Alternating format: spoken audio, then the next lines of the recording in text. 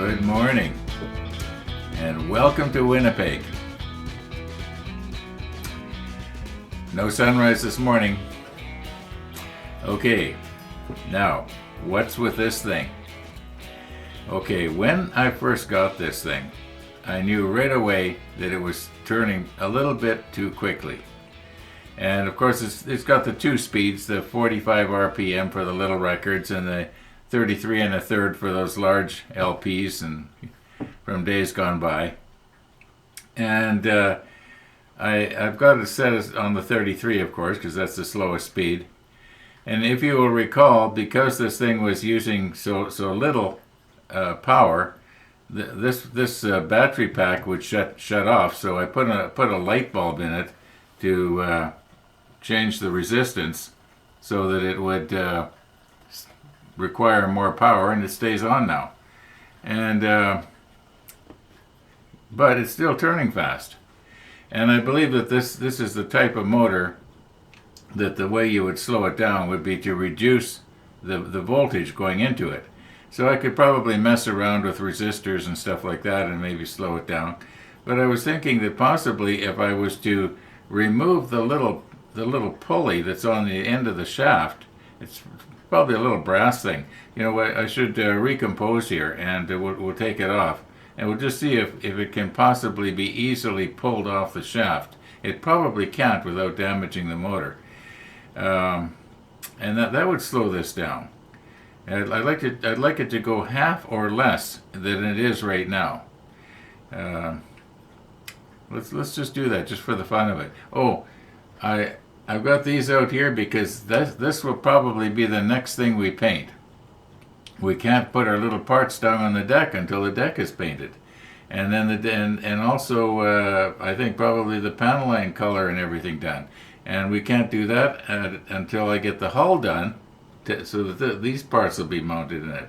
I was downstairs in my workshop earlier this morning, and I was looking for a long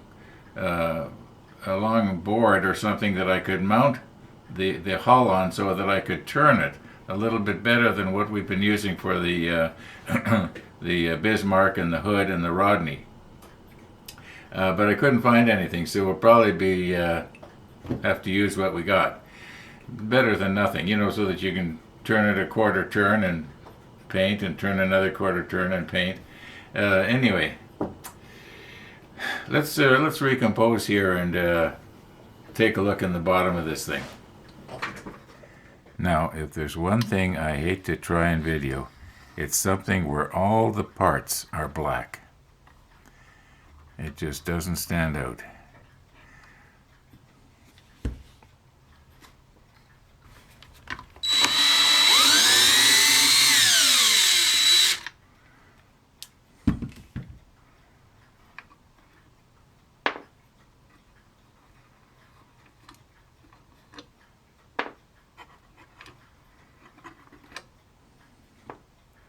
All right, let's not break our wires off here. This should come loose here now, unless it's been glued on. It doesn't want to come. Oh, there we go.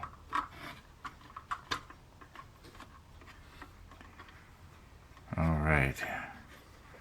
Now, would taking this brass pulley off decrease it's not going to decrease it that much, and it is probably pressed on so hard that I'm going to end up, if I try to pull it off, I'm going to break the inside of the motor. So it was a nice thought. It was a nice thought, but it's not the way to go. The next thing will be to try and put something between the line that's going to the motor. And I just use things like light bulbs and stuff like that. They make really cheap and effective resistors. Okay, we'll put it back together. You don't need to see that. Just pretend you're seeing it in reverse. I believe it was yesterday I was mentioning that I wanted to make carrot soup. Well, I did. Went pretty good. I made a little over 4 liters altogether, or 4 American quarts.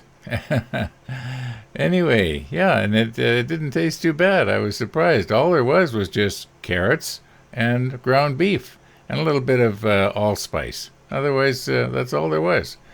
Yeah, so I'll be good to go now for another 4 or 5 days. That is, if I can't get to the store. I'm keeping stuff like that, for an emergency, for when I can't get out. Yeah, when I become a shut-in, which, if the weather changes, it could be any day. Anyway, I was noticing that about 2 more sleeps, and I'm going to be able to put my Christmas lights on. I'm looking forward to that. That's going to be kind of nice. Okay, I'm not sure exactly what it is I'm trying to say here because it's probably going to have mixed messages. But anyway, I got at least 2 comments about the price of the paint. We've got on the left side here, we've got Eliminator, where I went yesterday with a car and picked up the paint, and they were charging $4.11 for their their XF paints and what have you. It seems like they're all 411. They got a good supply, of course. I imagine that most of this would be in stock, although I do believe I bought the last 2 flat clear. Now, if we go over here onto Sunward Hobbies, which is also a Canadian outfit, we've got stuff from them before. Now let's just click on theirs. They don't have the same display as Eliminator does here. They do it this way. But let's say the 19, for instance, the sky gray here. Okay, so it's $3.49. Now, what I'm thinking is that eventually I don't want to have to go out and buy the paint. I'd like to get it delivered. Unfortunately, just let me click this down here. Unfortunately, in the wintertime, this kind of paint will freeze, and I don't think I think if it freezes, well, it could crack the jar, but I think it could also not be good for the acrylic paint.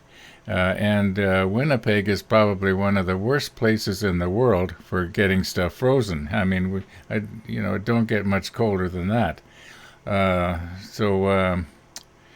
Yeah, I'm sort of stuck between a rock and a hard place here. Now, one nice thing about Sunward Hobbies is that their delivery fee is free if you buy $60 or more stuff, which is kind of nice. I'm pretty sure I read that down here on the bottom somewhere.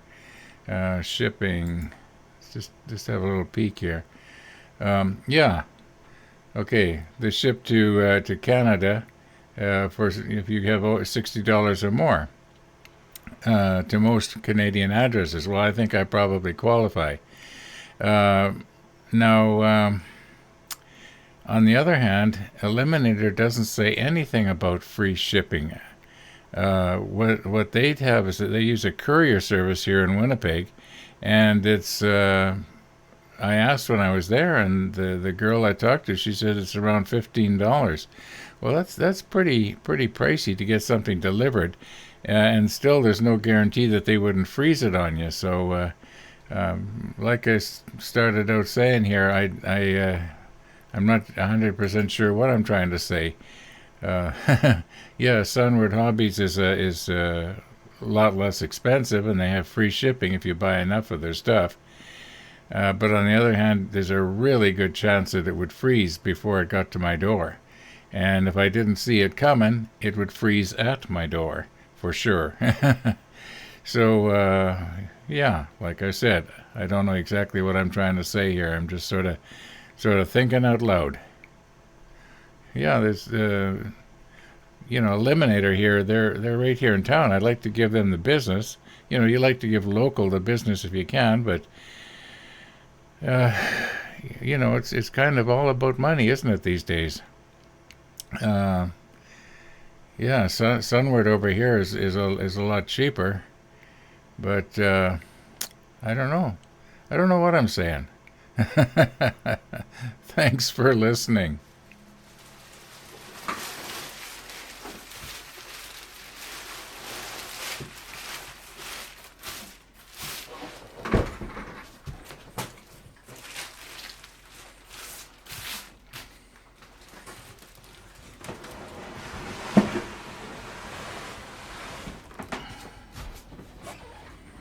Okay, let's get ourselves all set up for spraying so that tomorrow morning, I think it was UK Jason said something to the effect of what he does is he sets himself up to spray, so the first thing in the morning he's all ready to go, and somehow it makes it easier. At least I think that's what he said.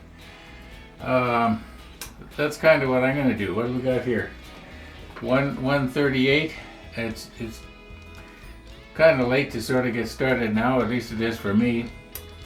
I think what I'm going to do is I'm going to be drawing this episode to a close pretty quick here. We'll probably spray the deck tan tomorrow. That's the plan. I was reading my comments a few minutes ago, and somebody asked if I could maybe have shown the instructions that came with this. So I might work on that tonight. We just might slip the old Z9 into 8K and do that. Maybe something a little bit different. On the other hand, there's no promises. I might not, but it won't be right now. So thanks for watching, everybody. All doing well. We'll see you tomorrow.